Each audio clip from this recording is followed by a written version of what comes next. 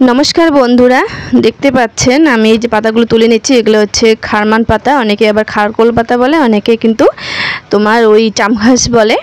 তো আমি এগুলো তুলে নেব, তুলে নিয়ে কিন্তু ভালোভাবে ধুয়ে নেব।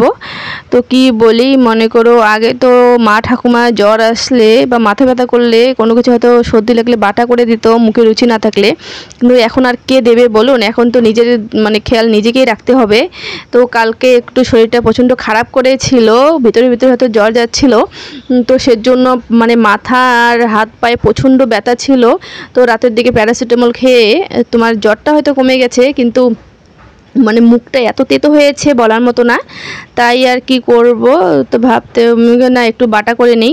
তো বাটা করতে গেলে অন্য কিছু কি আর বাটা করি, বাটার মধ্যে এটাই একটু আছে, আর এটা খেলে একদম নাক মুখ সবই ঝরঝরা হয়ে যায়, আর মুখের রুচি না থাকলে কিন্তু সেটাও ফিরে আসে। আর অনেকে বলে এটা খেলে নাকি শরীরে ব্যথাও কমে, কথা জানি না, কিন্তু যে বাটাটা খেলে যে একদম মানে মাথা টাথা এগুলো নাকটা সবই পরিষ্কার হয় সেটা জানি। কারণ যেহেতু কালো জিরেটা দেওয়া থাকে, রসুন দেওয়া থাকে, সেজন্য কিন্তু সর্দি সর্দি ভাব থাকলে সেটা কিন্তু কমে যায়।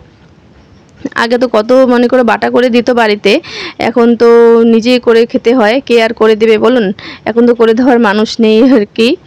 আর তোমার মনে করো এখন নিজের খেয়াল নিজেকে রাখতে হয়, মাথা ব্যথা করলে নিজের মানে যতটুকু পারি ওষুধ খেয়ে কমাতে হয় এরকম আর কি। আর বরকে বলবেন, উনিও তো মনে করো অনেক ব্যস্ত থাকেন, উনিও বাইরে থেকে কাজ করে আসেন, ওনাকেও তো সবসময় বলা যায় না যে আমার এটা হয়েছে মাথা টিপে দাও ওন টিপে দাও, তাই না? ওনারও তো একটা শরীর আছে, বাইরে থেকে এত কাজ করে আসে, খাটাখাটনি করে আসে, ওনাকে আবার আসতে গেলে যদি বলা যায় যে মাথা টিপে দাও বা ইয়ে করে দাও কেমন হয়। আর যেহেতু ছোট বাচ্চা আছে তাই তাড়াতাড়ি করে ওষুধ খেয়ে ঠিক হতে হয় আর কি। তো যাই হোক, এটা কিন্তু আমি বেটে নিলাম, আর এটা অনেকেই কিন্তু তোমরা এখানে লবণ আর সর্ষের তেল মেখে খেয়ে নিতে পারো, কোনো অসুবিধা না, কিন্তু আমি একটু ভয় পাই কারণ যদি চুলকোয় সেজন্য, তাই কিন্তু আমি আর একটু ভেজে নেব, লবণ আর একটু হলুদ দিয়ে ভেজে নিয়ে তারপরে কিন্তু এটাকে করব। আর এটা খেতে কিন্তু প্রচণ্ড মানে খুবই ভালো হয়েছিল। তো এটা দিয়ে আমি পুরো ভাতটাই খেয়ে নিয়েছি, প্রায় লাস্টের দিকে একটুখানি সবজি নিয়েছি।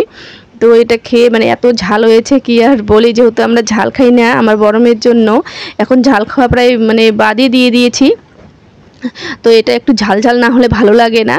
তো এটা প্রচণ্ড ঝাল হয়েছে, যেমন ঝাল হয়েছে তেমনই আর কি একটা ওই যে কালো জিরের একটা গন্ধ, রসুনের ঝাঁঝ, সব কিছু মিলে মানে একদম কি আর বলি খুব সুন্দর হয়েছে কিন্তু খেতে।